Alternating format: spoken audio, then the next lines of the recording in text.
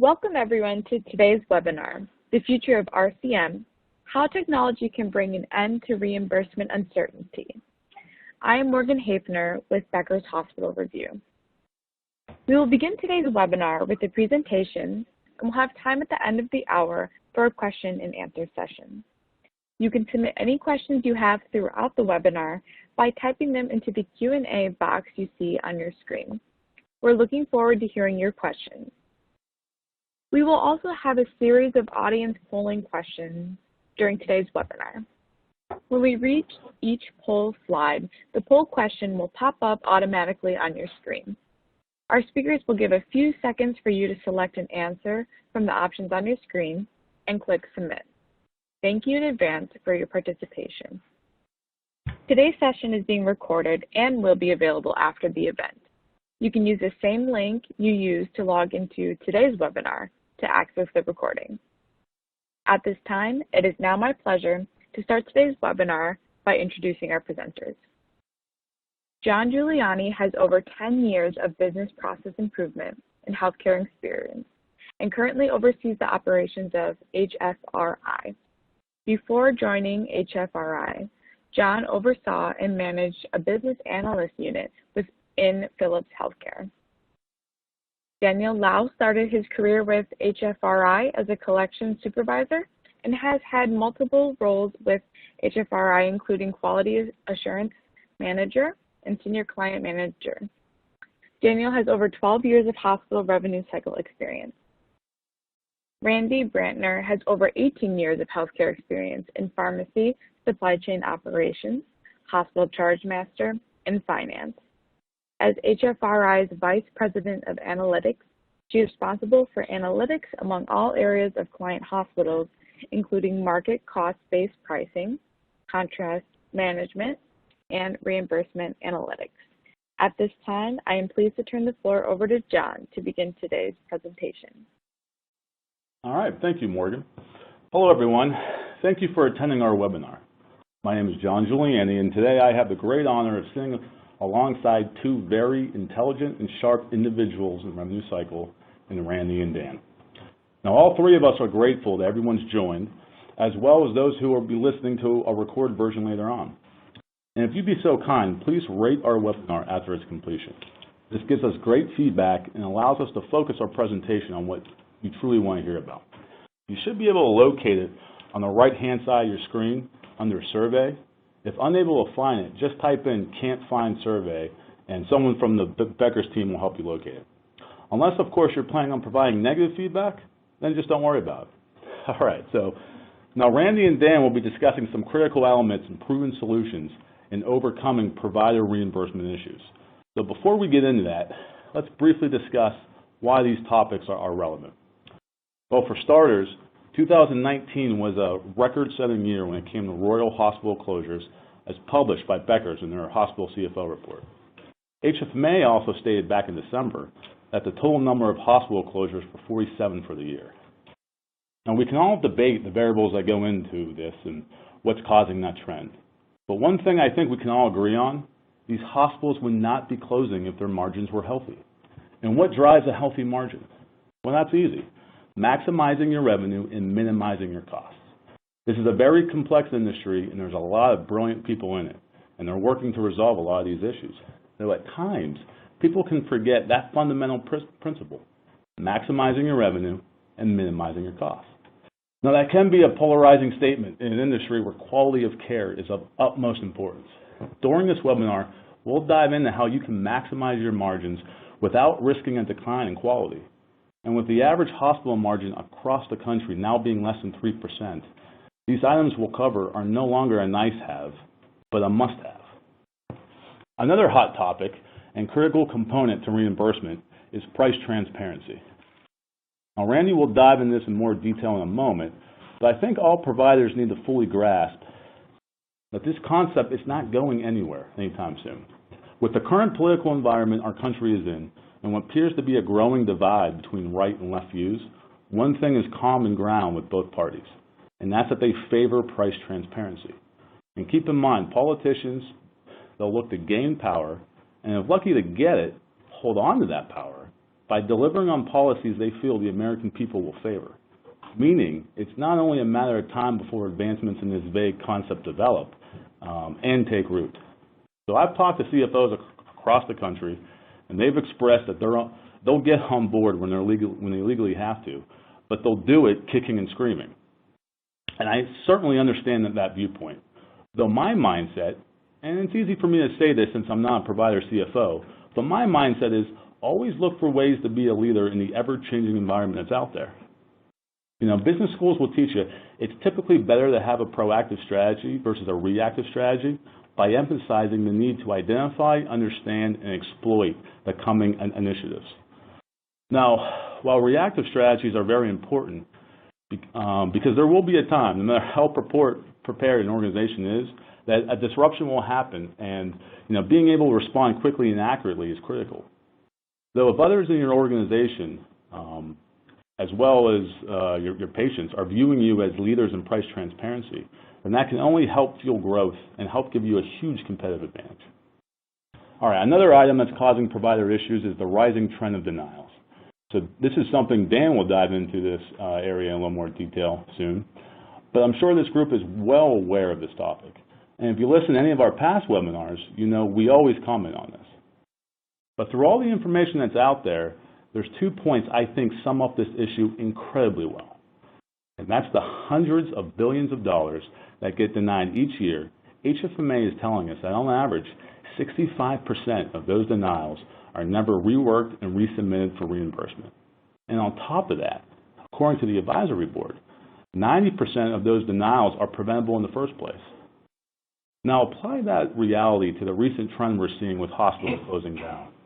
What none of us can argue is that we need to find a way to reverse these trends and the growing backlog of AR providers are facing. And you can see the picture in the top middle of the slide here. And of course, it's a silly illustration, but the point it's making is very serious. We can't continue to apply the same traditional approach to a problem that's only growing and becoming worse. And today, we'll cover effective approaches that will help start increasing hospital margins. And why does all this matter? Maybe some of you were thinking life isn't all about money. And, I would 100% agree with you on that. But the best way to ensure we can offer the highest quality of care to as many people as possible is to ensure our providers are healthy financially. Those margins help drive growth, research, and continuous improvement in care. A great practice out there is to take some time to think to yourself, what motivates me? Why am I doing this? So something that motivates me is the idea that solving these issues can actually make a difference, not only with a hospital closing its doors and staying open, but actually thriving in its community. And I think that's a powerful concept for us all to consider. All right, well, enough from me for now. So with that, let's hand things over to Randy, and she'll dive into our first topic, price transparency. Great, thanks, John. So first of all, we'll start with this diagram. We all live it and breathe it every day, but as you can see, it's a general overview of the hospital revenue cycle. It's important to note there are many sub-processes, as we all know, to these steps of the revenue cycle. However, this is the starting point for us to begin our discussion on the key areas that should be addressed to improve overall margins.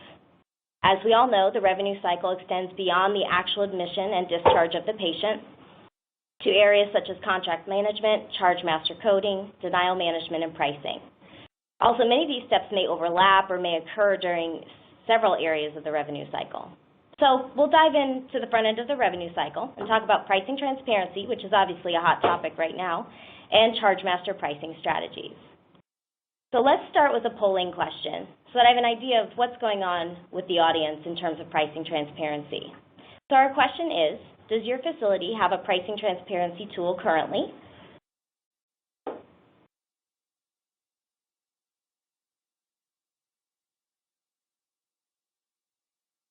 All right, let's see what's coming up here.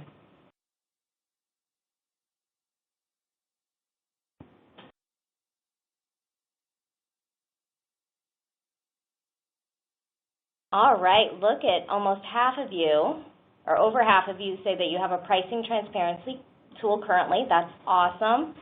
Got about 31% sitting at no, and 12% of you not really sure what's going on there. So let's dive into that a little bit further. My follow-up question would be, what solution or solutions is your organization using currently?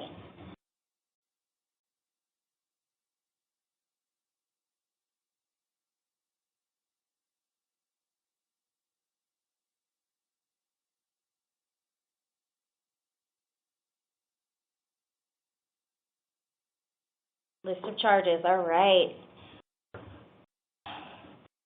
Okay, so it looks like a majority, or 50% of you, I'm surprised that percentage is so low considering the 2019 requirements, but this is a good start. This is good to know.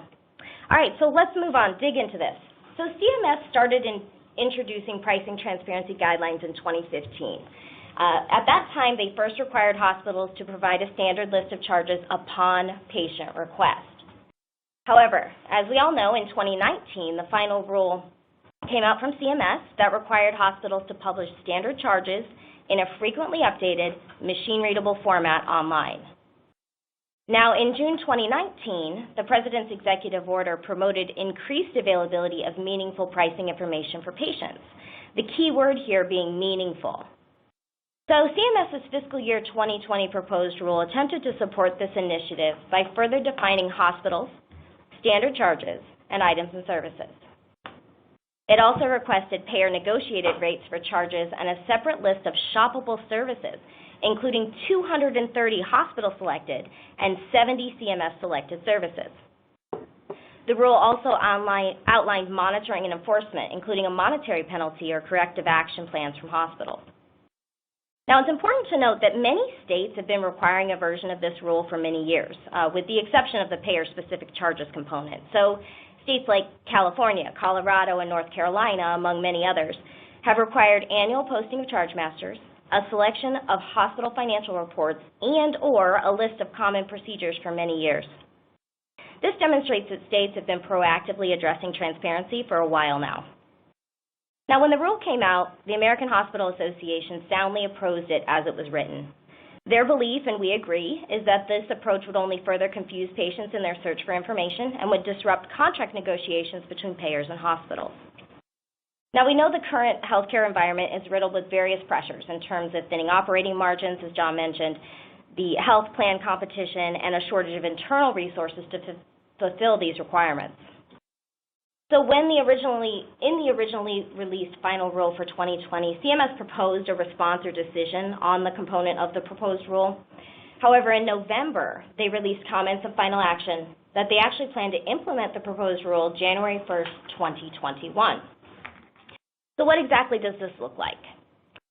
Now, the hospital pricing transparency final rule for fiscal year 2021 includes the following components. Hospitals will post standard charges online in a machine-readable format. Looks like half of you are doing that currently, so you are good to go there. According to CMS, standard charges are now defined as all items and services, including supplies, facility fees, and professional charges. And the professional charges are for the employed physicians or other practitioners. Now, within this data, the following data points are required. Gross charges, which is the charge master price, discounted cash prices, which would be your self-pay cash prices, payer-specific negotiated charges, so those are the hospital negotiated price by the third-party payer, a de-identified minimum negotiated charge, so that would be your lowest third-party payer negotiated price, and a de-identified maximum negotiated charge, the highest third-party payer negotiated price. Hospitals will also be required to publish 230 hospital-selected and 70 CMS-selected shoppable services, including the payer-specific negotiated rates, online in a searchable and consumer-friendly manner. That's a very important piece of this. Now, hospitals that fail to publish the negotiated rates online could be fined up to $300 per day, last I've heard. Now, the positive news from this announcement, I know it's all gloom and doom right now, but is that CMS is actually planning to hold health insurance companies responsible for providing a level of transparency to pricing as well. So according to the proposed rule, and obviously there's a lot of ways to go here, but health insurance companies and group health plans will be required to disclose on a public website their negotiated rates for in-network providers and the allowed amounts paid for out-of-network providers. Health insurers will be required to offer transparency tools to provide members with personalized out-of-pocket cost information for all covered services in advance. Ultimately, CMS decided that they will pursue what was proposed with an effective date of January 1st, 2021, to allow hospitals ample time to implement. We foresee a continued legal battle, but are proactively working to prepare our hospitals for a consumer-centric approach to pricing transparency, as we have for many years.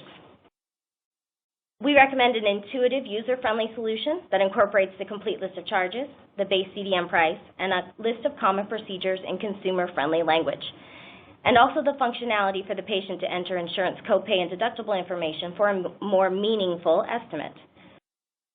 Now, by inputting the patient's insurance details and accessing the facility's historical claims data, we can create a truer estimate of services and patient financial obligation. Now, this strategy obviously goes beyond the 2019 CMS guidelines and allows for more payer-specific estimates of services without disclosing the actual payer-negotiated rates, moving clients more towards what may come. So besides promoting pricing transparency, we've found that this strategy improves collections, reduces bad debt, and is just plain good customer service that improves the patient experience. So we'll wrap up the pricing transparency section with another polling question. Do you feel that CMS's guidelines, as they're written today, will make it easier for consumers to shop for healthcare services?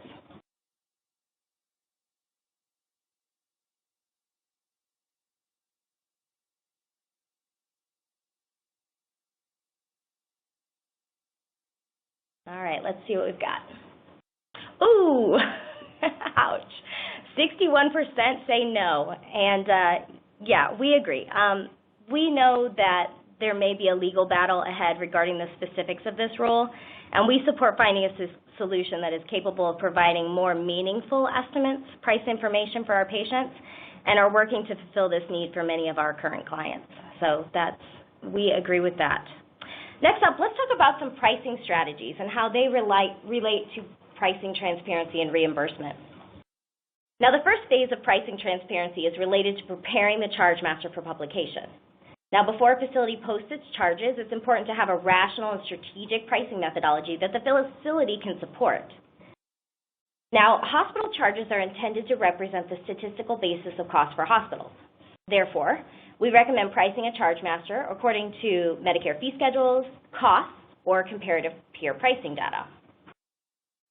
We also recommend identifying items with negative patient satisfaction and pricing those items competitively for outpatients against other data sources, such as freestanding facility or actual clinic data.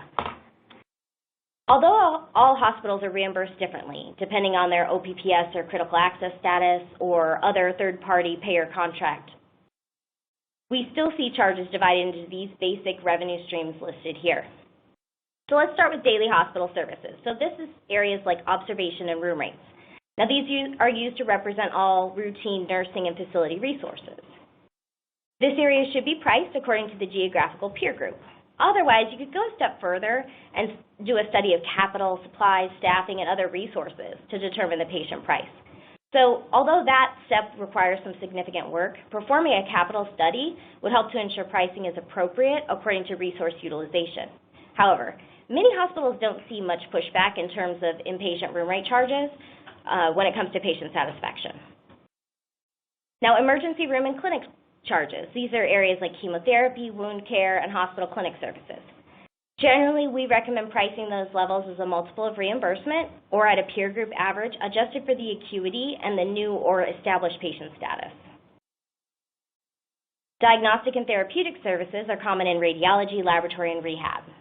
These procedures are usually assigned specific CPT HCPCS codes, and reimbursement will vary by payer. For example, you may see case rate reimbursement, fee schedules, or a percent of charges.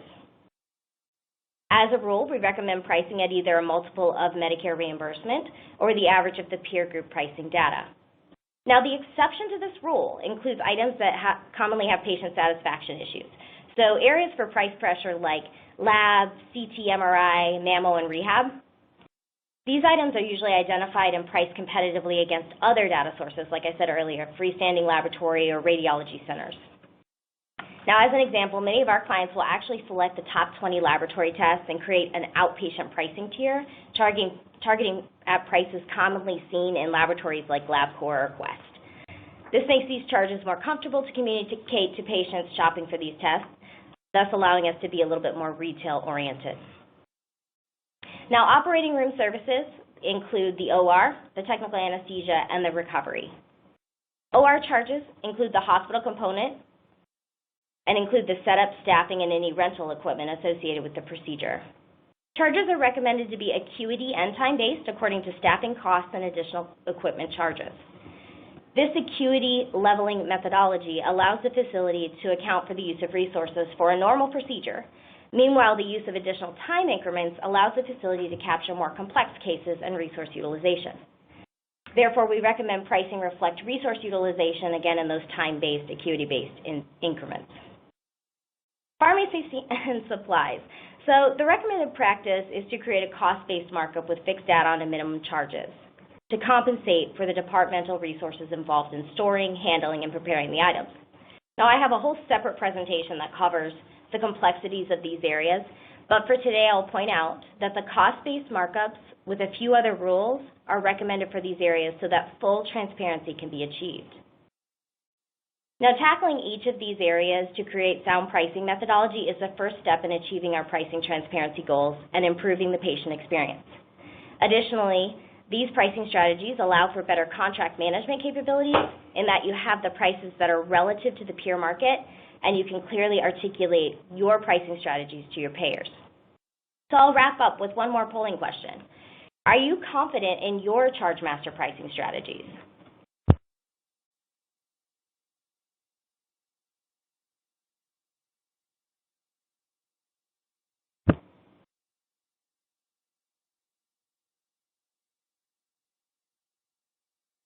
Oh, very nice. A pretty good split there.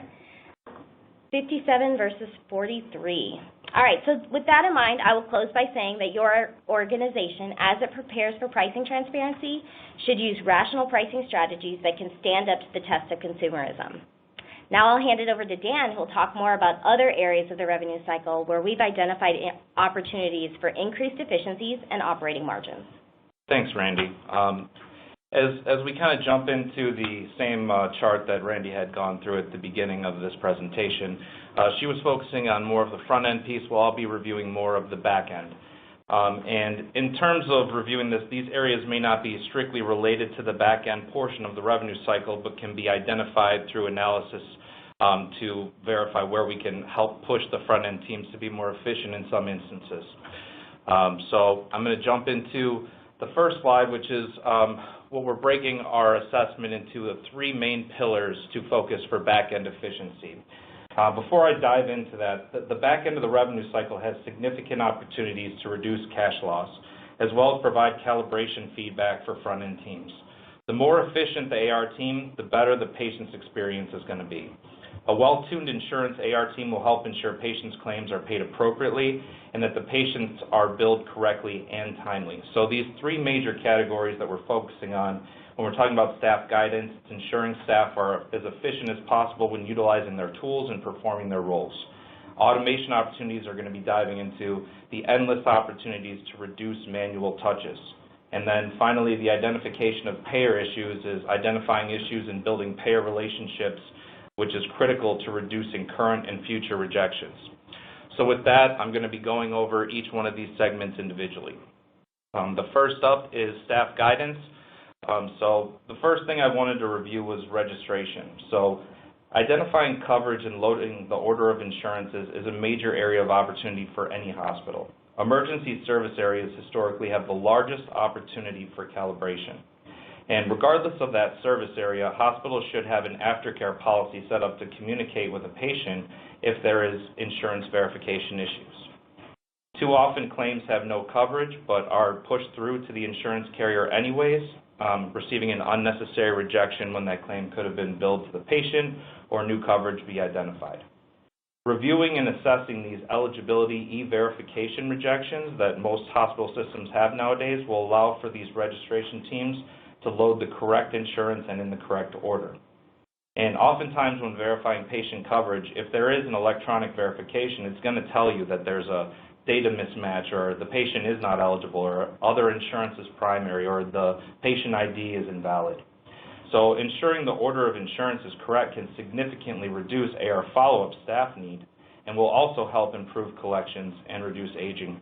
Not to mention the patients will be billed, very quickly instead of 365 days down the road, which nobody wants to deal with that. Also, the registration team should be very well versed in the government order of insurance rules. So having access to government portals is a necessity. In-depth root cause analysis time after time is concluding that these portals are often more effective than the majority of current eligibility verification systems. And it's also consistently seen that these registration team members do not have access to these systems. So they're kind of at the mercy of whatever their electronic eligibility system is telling them. And also very helpful is knowing these Medicare who pays first rules and when to bill a replacement product instead of a straight government Medicare or Medicaid payer. This can significantly improve AR collection timeframes and reduce unnecessary denials. Also, patients consistently do not seem to understand when Medicare is primary or when their other policy should be primary, when a supplemental policy or replacement comes into play. So making sure the front-end staff are trained in that is very important. The next piece of this is going into authorization, which is, knowing what services require an auth per each hospital service area and per insurance is something that every team should be aware of. It's not easy to figure that out, but it is worth the time and investment to do so. Creating guides to track rejections and update staff responsible to obtain these auths is going to be critical for the success and the reduction of that denial. Consistent analysis has seen that automated authorization verification systems will kick back a response saying, hey, no pre-cert is required. And this type of automation can be very beneficial, but it has to be maintained in order to be trustworthy.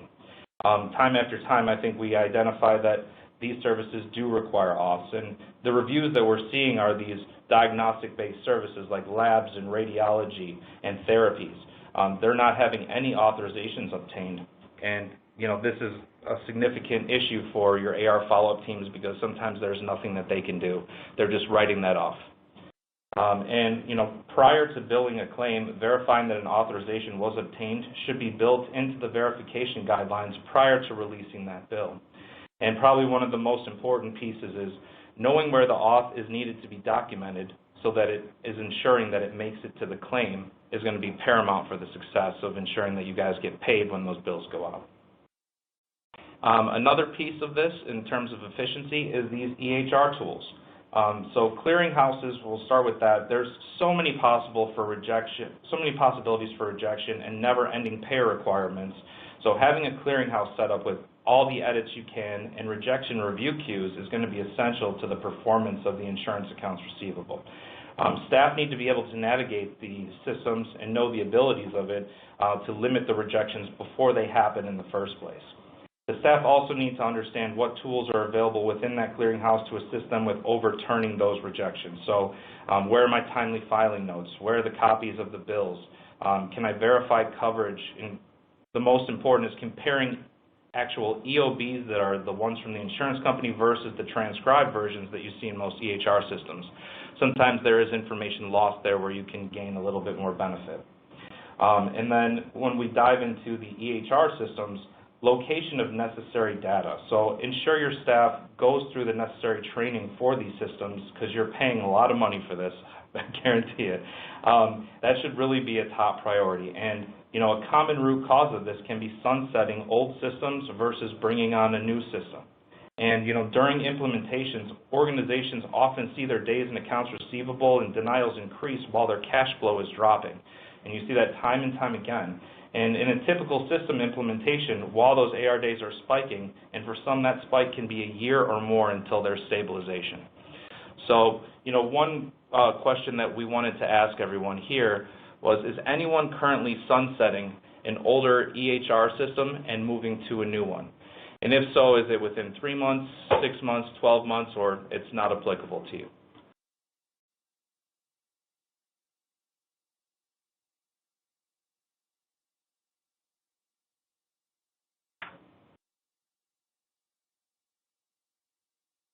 All right. Great to see that some of you are moving on to new systems, and congratulations with that. And if you're not switching over, hopefully you moved over to a new one or you still enjoy the current one that you're working on. So we're going to jump back into that same slide that we were just on to finish off the last piece before we get into AR follow-up. Knowing how to locate and update the following are just some important things to add on to staff being successful in these EHR systems. So, most EHR systems have multiple locations of documents that assist insurance AR teams with overturning these denials. So there's also UBs, EOBs, timely notes, 1500s. These are all also going to be usually located in your EHR systems. Does your staff know how to locate and navigate medical records? Do they know where ABN, insurance cards, and other patient-related documents are located? And how can they view prior appeals, reconciliation, or patient assistance requests? On top of that, how do they locate patient insurance coverage and update it? Where can they see all the prior notes so they can pick up where the last person left off? Understanding how the payment and adjustment transactions are not only posted, but how to verify what's going on with that.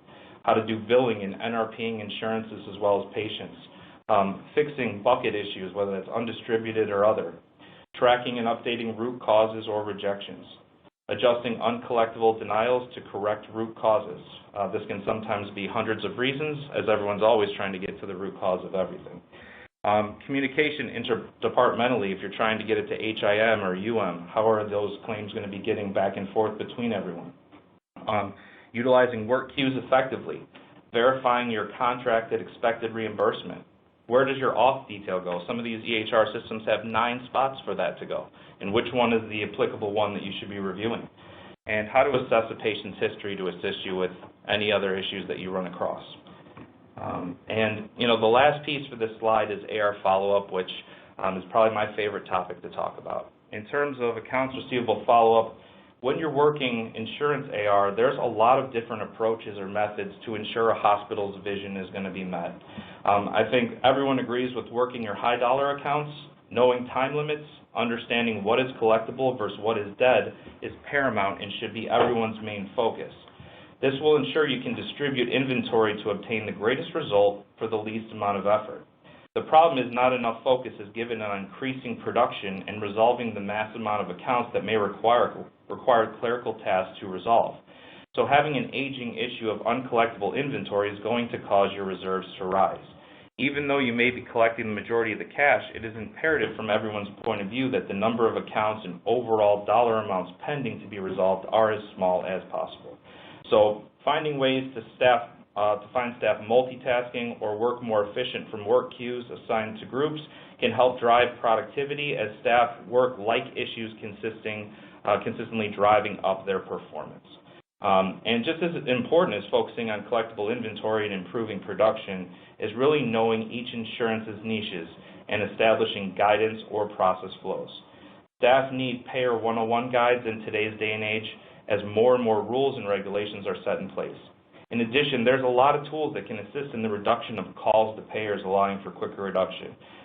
We should try to minimize any calls that we can, especially with carriers limiting to us 3 accounts at a time or having extensive hold times. There's also so many different denials and so many variations of how to deal with each of these problems that if you do not have visual pathways or decision trees, staff are going to make errors and cause unnecessary aging and loss of cash. So training documents and guidance tools are paramount to keep staff on track. Working to always get the first touch right will ensure shorter life cycles and more cash. And ensuring your staff can accomplish this massive task should be a top priority. If your team cannot currently handle everything, potentially partnering with someone who can assist you is greatly recommended. So I'm going to jump into the last poll question that I have for today. And are you unsatisfied with your aged insurance AR? Yes, greater than 50%, greater than 90 days. Yes, greater than 35, greater than 90. Yes, 90 days, or not applicable, we're in solid shape.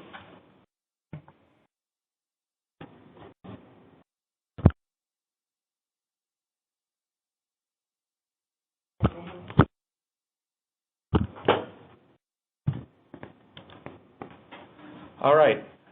And, thank you guys, some of you, for being honest. I understand it's always a work in progress, and we're always working to be as efficient as we possibly can with this. And for all of you that are in solid shape, great job. And, it's always a continued effort to stop the struggle. So The next slide that I wanted to dive into is automation opportunities. We're going to be breaking out the difference between what you can do in an EHR system, what you can do in a clearinghouse, and ultimately everything else that falls under the sun from all the other opportunities that are out there. So in EHR systems, while most facilities are working with one of these major EHR systems, each hospital may not be using that system to its fullest extent.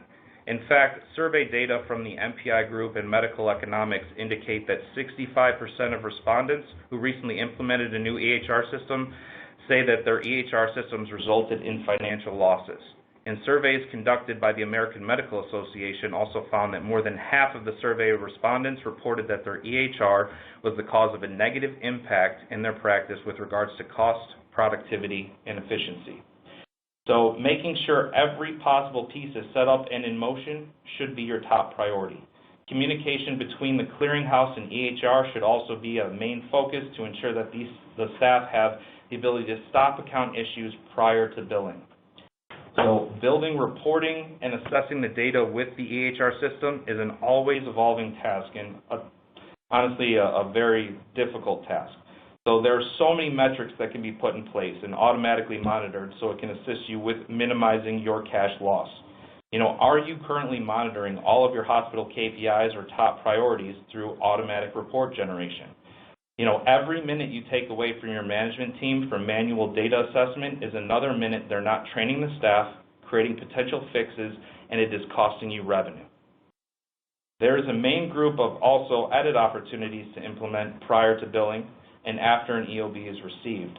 So have you created coding and billing edits for all your major payers prior to these claims going out? And most importantly, do you also have crosswalks built in to know the difference of coding requirements between, let's say, managed care or government? You don't want a G code going out on a managed care claim. For example, when claims are coming in and EOBs are being posted, do you have an auto adjustment application on services that are known to be not payable? For instance, we work with some clients who have the ability to apply automatic GZ modifier adjustments, or when primary is paid more than secondary allows, they know they're not going to get reimbursed, so auto adjustments are being applied into the system. Do you also have auto NRP edits built in to know when a claim should just move to the next responsible party or to self-pay? Maybe small balance non-covered benefits is a waste of time to follow up with, and you really need to apply that automatically to bill these patients. Assessing the accuracy of your contract management application is another major area of opportunity. So review after review identifies that there are opportunities for outpatient government fee applications to be more accurately applied within these EHR and contract management systems.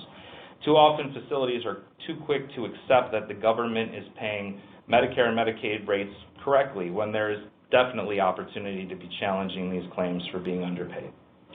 And in addition to monitoring the government piece, updating managed care contracts is a full-time, never-ending job with amendments, quarterly to annual updates. Does your system have the ability to correctly verify what you should be allowing based on these complex contracts? And, work queue application is always a great area of opportunity to perfect in these EHR systems. Whether you're having accounts specialized by payer, balance, rejection issue, vendor, whatever it happens to be, there's always seems to be some sort of overlap or something that can be fixed through automation to help improve not only productivity, but ultimately account reduction of manual touches. The next piece is clearinghouses. Is every payer that can be billed electronically set up to be billed electronically? If not, that is a huge area of opportunity. Every manual bill has the opportunity to cost you time and additional resources to complete. In addition, ER claims are constantly downgrading levels of reimbursement, for instance. Sending medical records when needed with these claims should be an area of focus to reduce manual submissions of these records. Every payer seems to be moving to this process, and it is clogging up everyone's accounts receivables. Making sure you have edits to catch coding and billing issues to kick out rejection reports should also be another main focus. Are you currently sending out paper claims, and are those being converted when you get the 835 responses? Because if not, you should be doing that so that you can utilize that paper detail to ultimately help you apply analytics to those counts. and figure out what is driving your rejections. Time limits are our enemy, and immediate identification is our weapon against conceding these false losses. When verifying eligibility, are you using responses to reject claims from going out? Staff are consistently ignoring the signs given to them by these e-responses, causing unnecessary aging and delayed patient billing. There's always opportunity to stop the incorrect bills from going out. And another huge importance here is posting payments can be a consistent struggle. The more you auto-apply your payments to your accounts, the faster you can reconcile with what finance is already seeing. And when payments are not posting to accounts timely, all of your staff are applying wasted effort to be looking at accounts that are probably already resolved. And ultimately, they could have been focusing on something else that could generate you more revenue. And overall automation and rule creation, these opportunities are truly limitless. Writing rules, using RPA technology as well as predictive analytics are going to allow you the reduction of manual touches, which is what everybody wants to do. You want to be able to get the most money for the least amount of cost, as John had mentioned at the beginning of this webinar. Utilizing EDI files, website detail, EHR information, clearinghouse detail, any data you can get your hands on is going to be basically what you're using to help you create this automation.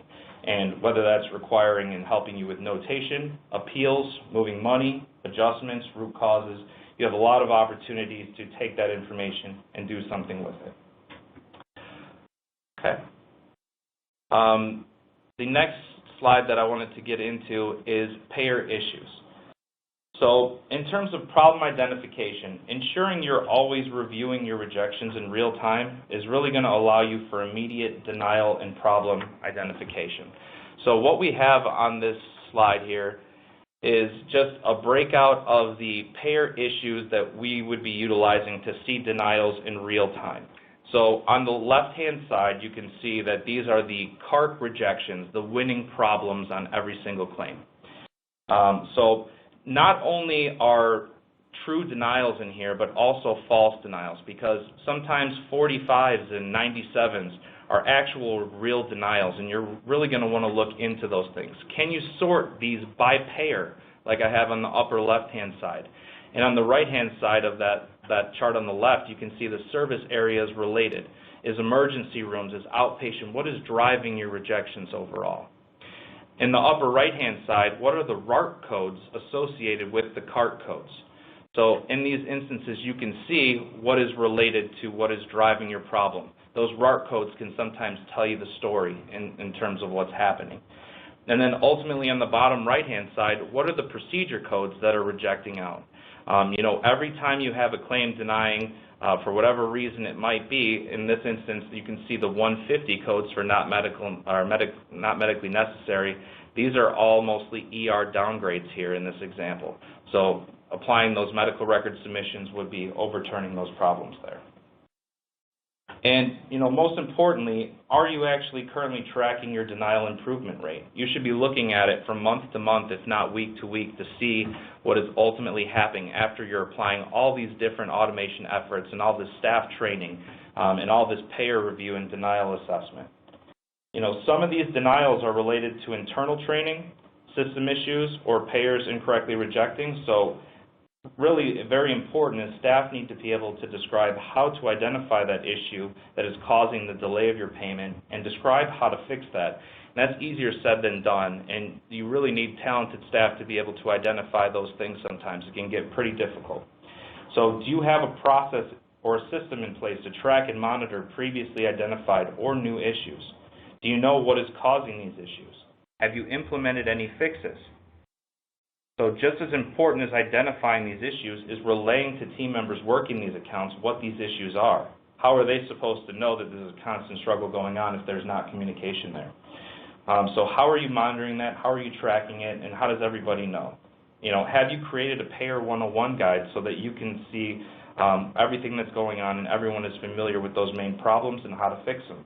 Is everyone familiar with all the tools that they have available to them for each payer, each website, everything that goes involved with working an account? And, In terms of problem identification and relaying issues to the team is only how to deal with that issue. It should be a constant focus to fix that issue so it's not ongoing. If you're not having payer meetings with your top 10 to 15 payers, this should be a priority. Building that relationship with the payers will allow them to see that you are on top of things and that you expect these errors to be fixed retroactively as well as ongoing. Showing them accounts that are rejecting an error, along with proof, is a way to circumvent the issue from becoming a constant struggle. So that's pretty much concluding my portion of this, but while there are many additional ways to ensure success, staying on top of these core issues we have discussed during today's webinar will set you on a path for success as the state of the industry consistently evolves. All right. Well, thank you, Dan and Randy. It's great stuff as always. So before we wrap things up with a QA session, I would like to take a brief moment and thank our sponsor today, HFRI. HFRI is a leading insurance AR recovery and resolution provider. We specialize in handling large volume small balances as well as age problematic insurance accounts across all payers. We've been in business for over 20 years and have a strong client base across the country. So very little surprises us in regards to hospital pain points. We also strive to be a true partner and help you overcome those issues. A lot of what we just talked about is really the bread and butter of what we do here at HFRI. So we take a unique hybrid approach that combines RPA, data analytics, and specialized staffing versus other companies that may only offer some or one of those aspects. And at the end of the day, it's all about getting extra cash for you all and helping you increase your margins, as I was talking about before. We also want to lower your AR days, reduce your denials, as well as your total write-offs and bad debt reserves. So your CFO will love you. So if you have any interest in learning more about HFRI or interested in other webinars we've done in the past, please feel free to reach out at any time or visit our website at www.hfri.net. Also, check out our resources tab where we have previous webinars and a lot of great content with white papers and case studies on there. Also, please feel free to reach out to us on our LinkedIn page, Healthcare Financial Resources, LLC. All right, so we have some time left, so why don't we take a few questions. All right, so Randy, this first one will be for you. Do you see hospitals integrating market-based pricing studies into their budget processes, even though managed care contracts are becoming more complex? How do you address reducing prices when managed care contracts have lesser of charges in the language? Okay, all right.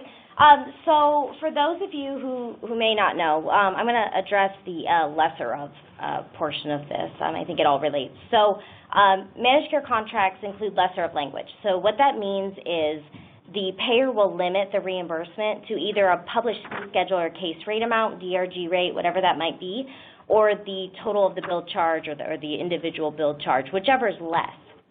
So a lot of times if a hospital decides to reduce prices to become more in line with the market, or like I said earlier, tackling those LabCorp or Quest charges or whatever it might be, they may inadvertently lose net revenue because of those lesser of provisions. So we have a little bit of a challenge there when we look at that. So in our market-based pricing process, we first target the market average to gauge our pricing in terms of transparency and things like that. And then we adjust according to that managed care contract constraint. So since more patients are shopping the market for services, our recommendation is to ensure that the hospital prices are in line with the average of that group. And then after the average of the group has been determined at the line item level, we then compare to any fee schedules or case rates, whatever it might be, to confirm that the market-based price is at or above that fee schedule to ensure maximum opportunity for reimbursement at the line item level. So many aspects of our market-based pricing process allows the organization to determine the gross and net revenue impact at the line item and department level, and even at the payer level, to ensure that we're making moves that achieve pricing transparency but also fit the budgeting goals of the organization. All right, thanks, Randy.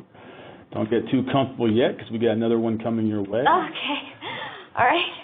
So when you say areas should be market-based, where does that market data come from? Oh, okay, yeah. So at HFRI, we collect data from a variety of sources, and we process it for useful financial analysis and user interface. So we gather the information from the Medicare claims data files, which includes things like inpatient room rates and DRG rates, outpatient hospital charges, so the CPT and HCPCS codes. We have diagnosis by emergency room visit, so we can see kind of how the claims compare there. Skilled nursing, long-term hospitals, ambulatory surgery centers, independent testing and freestanding laboratories, I talked about those, clinic charges, and even physician charges by MPI. So we receive that charge data for every CPT HCPCS code for every hospital in the Medicare claims file, and we feel that that's the most accurate and comprehensive source for comparing charges between hospitals. And this is because that almost all U.S. hospitals participate in Medicare, and hospitals are required to charge the same price for the same service regardless of the patient's insurance payer. So Medicare publishes claims data.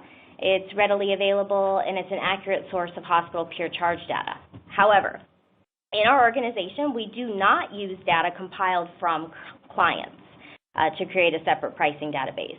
It's our position that this data creates kind of a narrowed focus in terms of our pricing reviews and removes those outside forces that determine pricing. So the use of data like this creates this ongoing cycle of using limited data to price a client, and then we just end up in this constant wheel. So again, we prefer to maintain complete transparency in the data that we use to compare client pricing by only using the data provided by Medicare in the most recent available year. So it's detailed, robust. In fact, we just finished loading the Q3 2019 data into our models last week. So that's where we go with that. Fantastic.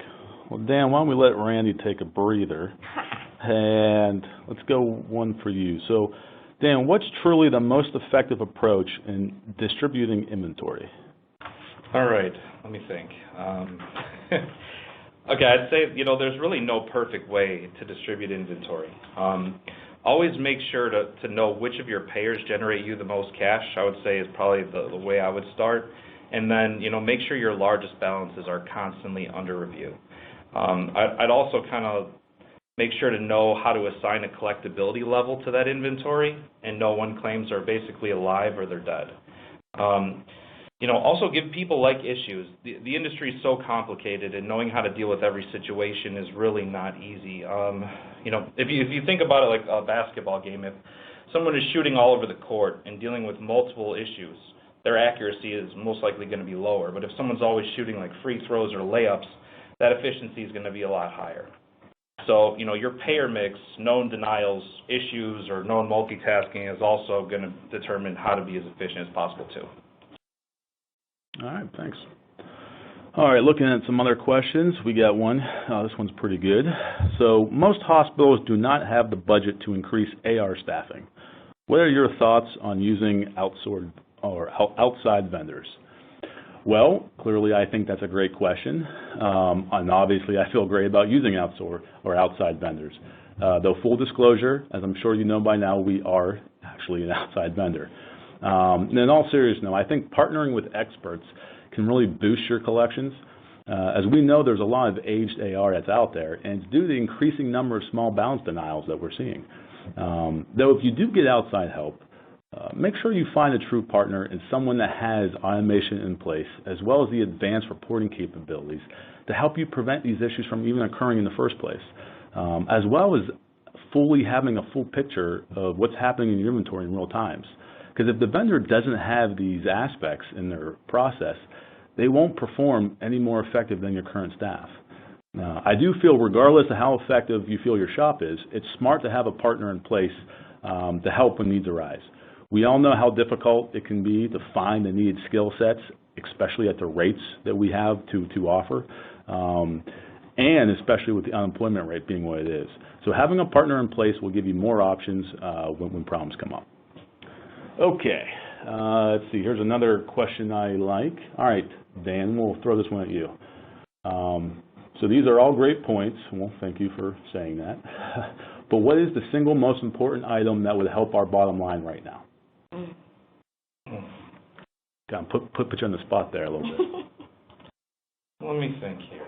I would say that right now there's, I'd love to choose one, John, but there's really not one exact thing that's going to be the best thing to boost your bottom line. I'd say if you focus on the things we talked about today, like staff guidance, automation, and payer issues, those are all pivotal to improving that bottom line. But if you're going to focus on one thing from each of those categories, I'd probably start with, staff guidance. Ensure the front-end teams are as trained as efficiently as possible. If they can stop those coverage rejections and they ensure that the authorizations are accurate, you're in pretty good shape there. If you're talking about automation, make sure as many edits are set up and in place as possible. So use your clearinghouses to the best of your capabilities. If you're going to do identification of payer issues, focus on that constant denial assessment. Every single week, every single month, be always looking to see what's changing. Payers are hiding things under things you wouldn't even believe anymore. 45 is not contractual all the time anymore, and neither is 97. There are denials hidden everywhere in every which way, and you have to have everything mapped if you want to be able to assess that. That's a really good point. One thing I'd just like to tack on to that, which often does get overlooked, is communication. Make sure your organization encourages and ensures healthy communications taking place. We know how complex this industry can be. I say it a million times, but your frontline staff and managers will be aware of a lot of these issues that ultimately are driving down your margins. So make sure that information is making its way to the decision makers. Okay, so we still got a few more minutes left. All right, here's another one. So Dan, we'll go you again. This one I love, it's direct and to the point. I hate seeing write-offs. I think we all do. Does your approach handle accounts that have already been zeroed out? Yeah. Our approach would work the same way on zero balance claims as it would work with an account with a remaining insurance balance. So in addition to root cause analysis capabilities, we also have a contract management tool which allows us for auto-identification of underpaid claims. So, not only does the zero balance, you can still use the EDI files and the information everywhere to help you assess what's wrong with it and see that the first touch that you work on that account can resolve it. But if you also have that contract management to back it up in the zero balance example you're bringing up, that also helps you be able to automate those appeals. Great. All right, let's get Randy back in here real quick. So here's a price transparency question. Okay.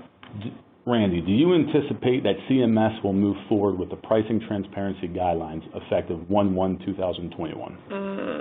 Okay. So I know I alluded to this a little bit earlier, but we know that there will be a pretty good-sized legal battle ahead of us regarding the specifics of this rule. There's just a lot at stake here for both payers and hospitals, and publishing those payer negotiated rates may have and will have a negative impact on the hospital's ability to do business and negotiate contract with payers in the future. Also, publishing the payer negotiated rates without context does not move us to a better place than we are currently with publishing standard charge master rates, right?